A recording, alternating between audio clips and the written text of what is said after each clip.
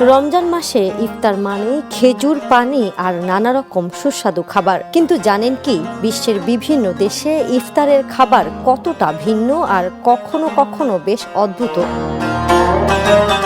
প্রথমেই আসে সৌদি আরবের ইফতারের কথা। এখানে অনেক জায়গায় ইফতারের উটের মাংস দিয়ে তৈরি খাবার খাওয়া হয়। উটের মাংস দিয়ে তৈরি স্যুপ বা কাপসা স্থানীয়দের কাছে খুব জনপ্রিয়। তারপর আসে জাপানের কথা। এখানে মুসলিমরা অনেক সময় ইফতারে গরম রামেন নুডলস খেয়ে রোজা ভাঙেন। খেজুর দিয়ে রোজা ভাঙার পর গরম স্যুপ নুডলস খাওয়া বেশ জনপ্রিয়।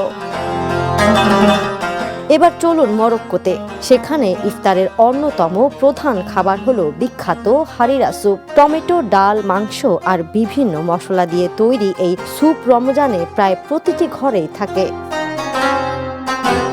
অন্যদিকে সোমালিয়াতে ইফতার অসম্পূর্ণ থাকে যদি সম্বুসা না থাকে। এটি অনেকটা সমুসার মতো, তবে এর ভেতরে মাংস ও মশলার স্বাদ একটু আলাদা।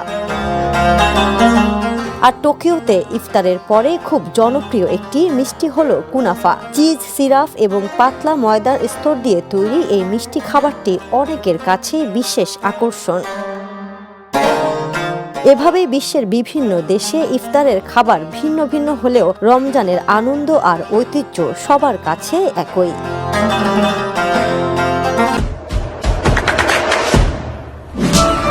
দেশে দেশে সবার সাথে দ্য নিউজ।